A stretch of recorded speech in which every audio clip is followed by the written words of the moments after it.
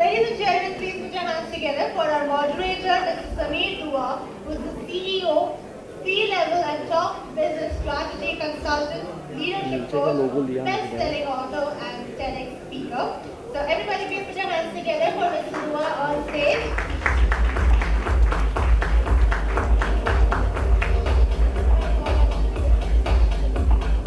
It's an honor to introduce him, ladies and gentlemen. He's a generative leader, author, keynote speaker, executive coach to CEOs and senior management teams, social entrepreneur, strategic business consultant with a deep understanding and focus on leadership excellence.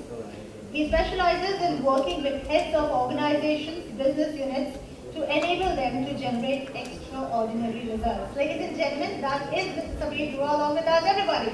Please put your hands together.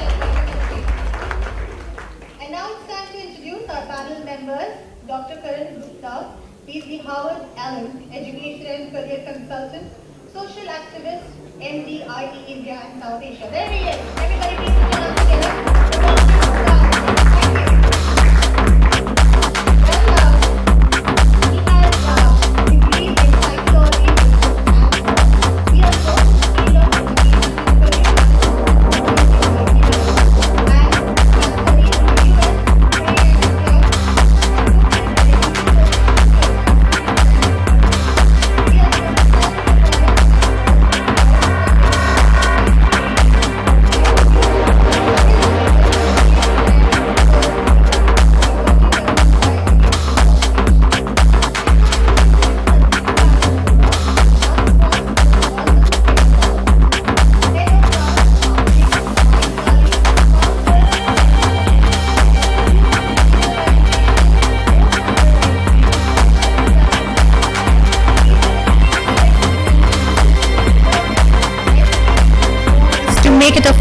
Exciting and lifelong process, and as a result create the Disneyland of learning and education.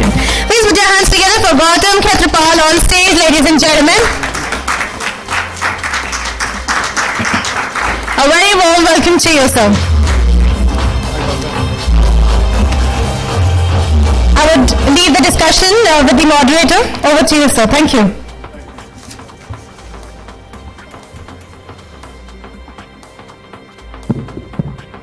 Good afternoon, everybody. It's a delight being here. Welcome, both of you. Welcome, all of you.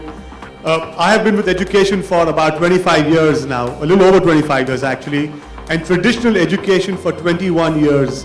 And the 21 years that I ran education, it was all non-technology driven. It was all face-to-face, standard, traditional business programs that I ran for many, many years. It's interesting that today when we talk about the future of education, it's always associated with technology, and I find that fascinating. So, we have Gautam here, who's quite an expert in technology. So I'm going to throw this right out, and we've got 30 minutes here. Let's jump in. Gautam, what do you think is indeed the future of education? Can you hear me? Okay, let's start. When I think about the future of education, the first thing that comes to mind is what exactly is the purpose of education. And in my opinion, the purpose of education is to help us grow, give us the skills and the mindsets to create a successful and meaningful life for ourselves, whatever that might mean for us, right? So the question that I ask myself first, is our current education system fulfilling that purpose? What do you guys think? Well, for me, I grew up here in India, and like every Indian, I studied engineering. And like, I don't know if it's not the same case for you, but growing up for us, it was like we had three choices: to become a doctor, an engineer, or a family disappointment. And I did engineering. And like, if I look back at it, for 1 billion people having just three choices, I don't think it's sufficient, right? So the purpose of education, what it should be, is to, like the future of education, it should be to fulfill the purpose, which is to help us create a successful and meaningful life for ourselves with the skills, mindset, growth, in the time and age that we live in, right? And let me ask you this, just to put this point home. Let's see if it works. How many of you are actually entrepreneurs here? Want to be an entrepreneur or business leader? Now, raise your hands if you think that we need to constantly educate ourselves about business, markets, business practices, whatever, right? Okay, now here's the third question. How many of you are a part of an educational institute right now? Raise your hands. Not working with them. What he means is learning with them, right?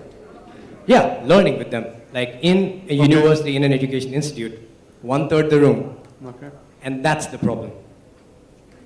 Like and this is the entrepreneurial group which recognizes education as the most important thing for us. We constantly need to be on the cutting edge, and that 1/3 of us are participating in any kind of educational activities. Right? For most of the world, it's none. Right? So that's the first idea. Like, why is this happening? Like, this is the biggest gap. We recognize the need of constant education, yet there is no education system that complements it. And I mean, I don't want to beat the dead horse, but we already know that our current education system was built in the 1900s, was built more than 100 years ago, was built in the industrial age. And we don't live in the age of industrialization. We don't live in the age of standardization. And we have a standardized education system running for more than 100 years. We don't live in the age of standardization. We live in the age of customization. What we need, so to start with, the future of education to me is customized education, because that's the world that we live in. Customized education for everyone. And I would go on to say that it should never end, but let's continue the conversation and I would explain how. But that's the idea for me. Like, why should learning or education ever end? The idea of going to a university for 4 years and then learning, stopping there, this idea is bizarre to me. And it doesn't serve us anymore. And here's one more interesting fact. Peter Diamandis, he is the founder of X Prize Foundation, Singularity University. He said that between 2016 and 2022, there will be as many technological changes, as many as we had between 1900s and 2000. That's more than 2000% growth. And it's just the beginning of the exponential curve. That's the world we live in. So we need our education to complement this. Right? An average millennial will have 8 to 10 careers. What kind of education do you give them? So that's the idea. That's what goes on in my mind every single time when I think about the future of education. I'm going to pause here so we continue the conversation, but I do have a few opinions on how we can do this. Thank you. So the sum and substance, I'm trying to pick that out for this group, and the sum and substance, Gautam, what you're saying is, perhaps it's not standardization anymore, and perhaps it's customization. That's what is the real piece. Is that the point here? Yeah? Yes, it is. Okay. And here's the thing, and most of the entrepreneurs get this wrong. When we say, like, customization, the only thing we think of is, okay, the education system is outdated, doesn't work for us, I will go out and study myself, right? But that's not the solution. The solution is not that constantly keep on learning, constantly keep on studying. Yes, it's important, but if the system of education doesn't work, then tell me what is the system for my education in the 21st century? And it's not always keep on learning, always keep on growing, and follow your passion. It's one of the worst advices. We'll talk about it outside. But the idea, yes, these elements are important, but what is the system for it, right? We idolize great leaders of our time who quit their education and then went on to do like great things in the world, like our Einsteins, our Elon Musk, our Richard Bransons, our Mark Zuckerbergs. But if we look closely, the greatest minds of our time, they never quit their education. They simply escaped the outdated education system. And that's what I want to create. Got it. Thank you. Thank you. Thank you. You know, I think even the way we construct this question, even the way we construct education, I think we need to reword this. It's future of learning, perhaps. And for me, learning is expanding capacity. I'm wondering how much of our education currently expands our capacity to do different things. And it's about expanding capacity. So what we are hearing him speak, Gautam speak now, is being in this perpetual quest to expand capacity, to expand the learning so that you can expand what you can do and hence achieve. So thank you, Gautam. Karan, come on in. What are your thoughts as far as the future of education is concerned? Let's be brief, but what do you think is, 5 years from now, 10 years from now, what's the future? Thank you very much, Samir. And, so, I think there are two things I really want to talk about here. One would be the how. So when we talk about the future of education, and I think specifically earlier we were referring to technology in education. And I do think that technology is the future of education. And one of the things I do is I work with business schools in Madrid. And they've come out with this concept called the wow room. The wow room is a room which has 120 screens all stacked up against each other. And on each screen could be a student from some part of the world who streams in. And you have the professor in the center of the room. And the professor is teaching these 120 students from different parts of the world. Through facial recognition software, the professor can see if the student is bored, if the student is paying attention, if they're happy, if they're sad. Every emotion can be measured. And he can tweak his lesson to suit what the students really want. And for me, that was the future. That was wow. Till they took it to the next step, and they said, well, the professor can't travel to Madrid. He's in South America right now. All right, so let's use virtual reality and put him standing in the room when he's not actually there. The students think he's there. And then took it one step further. Think of the potential of a concept like this. Take it to all the rural areas in India, all the areas which now are getting connected through the internet, the areas which have interconnectivity, but we can now reach them. We can actually reach these remote areas, become high quality education through technology. Virtual reality, augmented reality, 3D printing. Our students are printing things what we could imagine, what you think in your head is now in front of you. For me, this is the future. That you start using technology, let's change the lives around us. So much change can come. And we are moving in the right direction. I think we are. When we go to, one of the other things I do is I'm a social activist as well. And I visit and I teach in several schools in Dharavi and several other areas of the state. And when I meet the children there, they are so technologically advanced. It's not the vision you would have in your mind that they're not exposed to technology. They're exposed to technology all the time. And I think this is what we really need to do. We need to see how do we use this technology to our benefit. I was at this session a few weeks ago where we had a psychiatrist and we had several other people who were talking about how technology is killing our children. And our children are just spending time on the iPad and now they're just on their phones all the time. And the questions were like, how do we control that? I do understand that there's a balance and you can't bring on technology all the time. But at the same time, can we really control technology? Are we trying to think of a world which doesn't exist anymore? We've moved on. People were talking about how lonely it gets when you immerse yourself in technology. Well, they haven't spoken to Siri and Alexa yet, but it's not that lonely. You have several people that you can interconnect with through technology as well. So, I think for me, the future of education definitely would move with technology. But yes, the second point.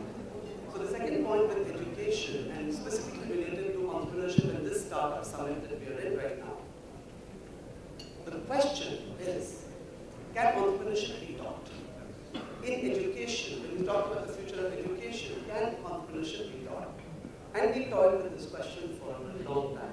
There were several people who said no and several people who said yes. And today, as a representative of a business school and a person who has studied business as well, I can say yes, you can teach someone an entrepreneurial mindset.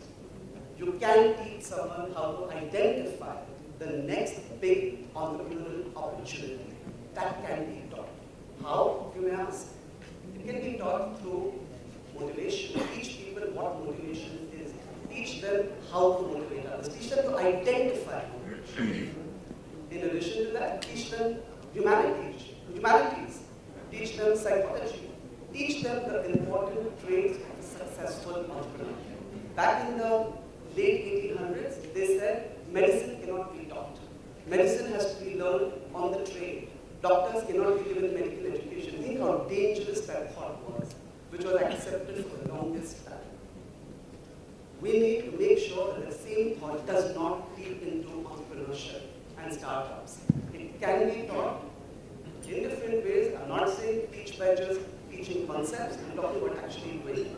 And I do have Area 31, which is a venture lab, an incubator, if you can imagine that, where we encourage students to come in with business plans, bring venture capitalists, bring them in front, and present those plans. So yes, that's my second. Entrepreneurship can be taught. Got it. You know, there are several questions coming up in my head at the same time while you were speaking, Karan, and I'm actually struggling to see which one I want to throw out first. You know, I started working in the education space in 1992, and we had this big fat thing about, you know, what's going to happen in 2020.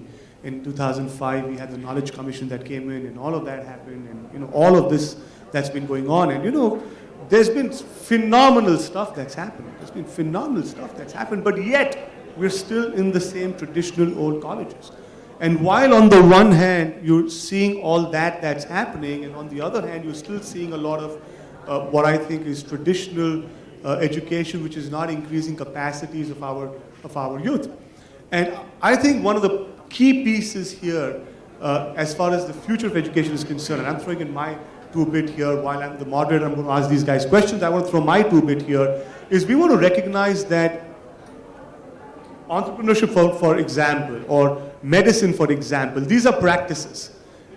There's a distinct difference between knowing about something and knowing something. Knowing about something is knowing that something in your head. You know about medicine. You know about entrepreneurship. You read a book and you know about entrepreneurship. And you read a book on leadership and you know about leadership. You read a book on driving and you know about driving. But knowing about driving does not make you a good driver. Knowing about leadership does not make you a good leader. Knowing about entrepreneurship does not make you a good entrepreneur. To know entrepreneurship, you've got to have it in your blood. You've got to have it in your cellular memory. And for which you've got to have practices. And I think the piece that we're missing right now is the practices. And I'm struggling to see how can we create institutions that are out there getting people to learn practices so that they can expand their capacity. So I have a question for both of you, given the context that I've said. You know, we've been talking about education and the future of education. And like I said, I've been hearing, I wasn't at the forefront of talking, nowadays I am. But back then I was at the hearing side of 2020, the game changing and how things will be very different. And I don't see too much, very honestly. While I do see a lot, but I still see a lot of the old stuff, which I think does not work as well anymore. So what's missing? What is currently missing in the mindset, and what's missing in, regulation? What's missing in the institutions? What's missing? What's the piece that's missing? Please, up to you, Gautam. 3 points I want to touch. And first, briefly, just... Yeah. Oh, briefly? Sorry. 3 points I want to touch. Technology, what's missing, and then the thing that should happen.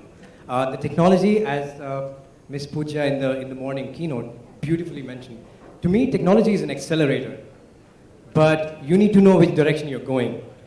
Using technology in the same freaking engineering universities to enhance the way we deliver the same message is not going to work. To me, that's not the direction. What's missing is the idea, it's the concept. What is the alternative? So we are talking about a 100-year-old established belief system in 7.5 billion people, which is the current education system. Maybe like in the places where education is not there, let's not count them. But if you want to shift that, what is missing is the alternative and spaces like these to talk about it. Here's the alternative, in my opinion, in my humble opinion. There are 3 elements to modern education, and this is the fundamental blueprint, and technology accelerates it. Number 1 is self-education. Self-education, here's how it works. So Gautam will have to be brief, but self is one, if you don't mind. Yeah, go on. The others, but a little briefly, please. Okay, then I will stop here. No, so self-education is how you learn yourself, and we have access to some of the greatest courses, most of the courses online. Like, you don't need to go to Harvard, MIT, Berkeley University anymore. You can take all the classes that these students take online for free today. Why would you go there? Like, how many of you know about Kevin Systrom? One person in a group of entrepreneurs, 2 people. He studied marketing. He worked in a marketing agency. he would come back home, and because he was interested in learning programming, I don't know why somebody would do that, but he was interested, so he would come back home, take out his computer, start taking tutorials, online courses, all by himself. He got so good at programming, he built an app, and he called that app Bourbon. After a few iterations, he later called that app Instagram. At the age of 28, my age, he sold that app for $1 billion to Mark Zuckerberg, a college dropout. This is the system we live in, and the technology helps us. edX.org, where you can take classes from some of the most prestigious universities. There's Udemy, Coursera, Udacity, so many different online platforms. Technology accelerates this. That's first element. Second element, I'll go fast. Second element is you will recognize it a lot because it ties to this event a little bit. It's your tribe. We are social animals. We are naturally inclined to seek connection with the people who are like us, similar value systems, similar pain points, similar lifestyles. And we thrive in that environment. That's where we share the latest practices. That's where we learn from each other. We teach each other. We grow with each other together as a tribe. So step 2 is find your tribe, whatever that might be. This is a tribe of entrepreneurs. That's what gets all of you together, right? If you come together as a unit, you have so much power to share transformational ideas like this one, right? Finding tribe is the second element, and it's never been easier. There's a tribe for literally everything. Yeah? Do you agree? Absolutely with you, my friend. And so one example for tribe is topcoder.com. Topcoder.com is an online tribe for programmers, and they've turned programming into a massive online game. Right? So where they come, share practices, and grow with each other, and push each other, and make more money. And the third element is when you find your tribe, once you got connected to this tribe of entrepreneurs, the third thing that happens are deep immersions. SIS is an example of it, where you come together for a short period of time, have a lot of, stir some emotions, get inspiration, have a lot of fun, and create lasting memories. And then here's an interesting thing about deep immersion. It's a very short period of time thing. You get a lot of aha moments. But when I come back home from a conference or a summit, which is a deep immersion, I come back with a list of books, online courses, podcasts. What do I do with them? I add them to my self-education. So self-education, my tribe, my deep immersion, that is the wheel of modern education, and that's the template anybody can apply. And if it becomes so exciting, why would you ever want to end university? It's a bizarre idea. So to me, that's the future framework. Yeah, I like that. Thank you, Gautam. So self-educate, tribe, and come back to immersion, and then go back, and it's a nice little circle going round and round. Thank you, and that ties in with your customization piece of the earlier talk that you did. Exactly. It ties in with your customization piece. So thank you, thank you. What do you think? What's missing, Karan? So I'm going I'm going to ask to be brief too. I'm going to answer this question rather indirectly. I'm going to tell you about a few traits that I believe people, entrepreneurs, startup, business education, we all must inculcate in order to really be successful, either as entrepreneurs or startups or whatever else we do. The first point for me is pivot, pivot, pivot. When you come up with an idea, that idea cannot be a fixed idea, it cannot be in stone. You have to constantly change the idea to make it suitable for what the particular situation demands. Has anybody heard about Best Buy? It's a US brand, Best Buy.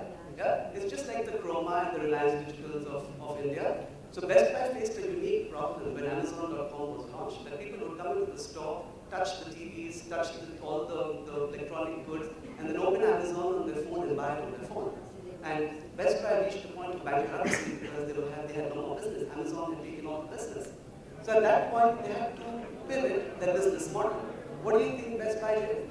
Did they file bankruptcy or did they pivot the business model? Well, they didn't file bankruptcy because they're still in existence today. So what Best Buy essentially did was, they said, well, the customers are not paying us. Someone has to. Maybe the suppliers will pay us. Let's tell Samsung, Sony, Apple, let's tell all of them that if you want to keep your products in my store, you pay me. Because the customers are not. So a few of them said, no, why should we pay you? It's a bizarre concept that the supplier should pay you to keep our own goods in the store, and they didn't, and the sales dipped because when customers came to Best Buy, they couldn't find the products to touch and feel, so they didn't buy it on Amazon. In essence, Best Buy became a showroom for these products, and they started charging for that. And by pivoting the idea, they're still in existence. The second, I think, is really important to get partners, take people who come your way, don't judge people just by the way they look or see or what they think. Evaluate each possibility as a potential partnership. Quick story, there was this little boy, 10 years old, entered this cafe, shabbily dressed, and the waiter is like, what do you want? Because you're occupying a table, there are people waiting here. The boy says, I want this dish of ice cream. And he says, how much is this for? And the man says, it's 30 rupees. And the boy says, starts counting the coins from his pocket and says, no, what else do you have? And he says, well, we have this little, much smaller scoop of ice cream for 25 rupees. And the boy is like, looks at the coins again and says, okay, let's order that. And he quickly ate it, went to the cashier, paid and left. And the waiter went back to the table to collect the payment. And he couldn't swallow when he saw that the boy had paid the entire amount at the cashier, but had left 5 extra rupees tip for the waiter.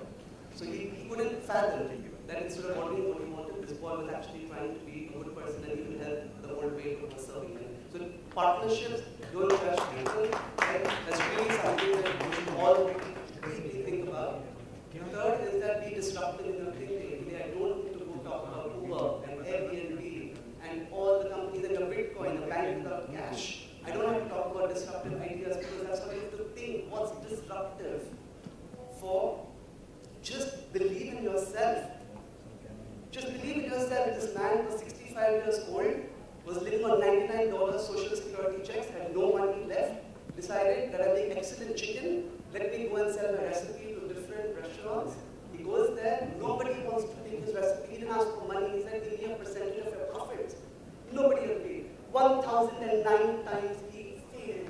1,009. The 1,010th time, someone said, fine, we'll do it. It was such a success. Today that man's brand is called Kentucky Fried Chicken, KFC. Right? Don't always believe in yourself. The last point would be, don't be afraid of failure. Failure is not the enemy. Fear of failure drives you to success. Right? A samurai sword is beaten and beaten and beaten, then put in fire, beaten, taken out, and you see the final product of a beautiful sword that is. And that's how you will succeed. Right? So for me, what's missing is these 5 things. This is what we should really have in our education, in our talk, and how to motivate our audience. Thank you, Karan. Beautiful. Thank you. Fascinating. Both these speakers have given some fascinating ideas, and I've been asked to summarize because we're running out of time now. So I'm going to summarize what the two of you have said, unless you guys want to say one sentence each in summary. One sentence with a quick full stop. Okay. The idea is no one person can change the education system, but keeping these conversations open is what will drive this massive change globally. Because like millions of people are suffering because they're stuck in this education system and they're just unlucky to not be in this room today. So what we need to keep on going is have this conversation going and get more and more people aware of every single thing that you learn here about education. So that's what I would like to close with. Thank you, Gautam. And I just want to say, we as people, as entrepreneurs, as students, as whatever we are doing, need to understand the difference between need and greed. Whether you drive a Maruti or a Mercedes, your road is the same.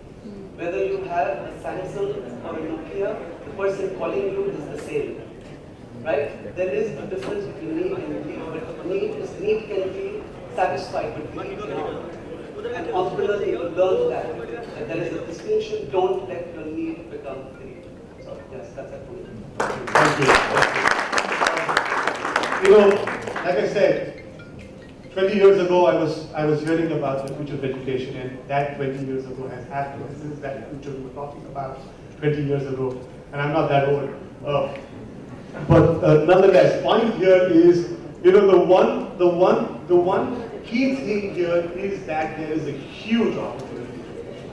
It needed to be traditional education. There's a massive opportunity in education. While there are so many institutions, and I'm in the thick of education even today, there are people who are not enjoying their education journeys.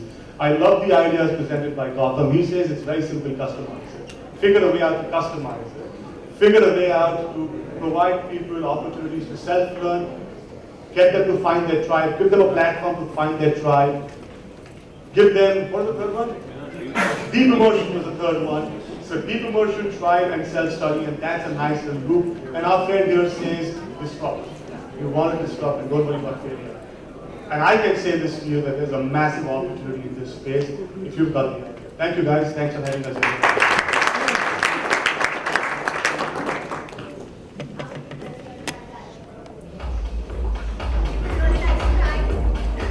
All the three gentlemen who actually made the discussion so interesting. Ladies and gentlemen, please put your hands together.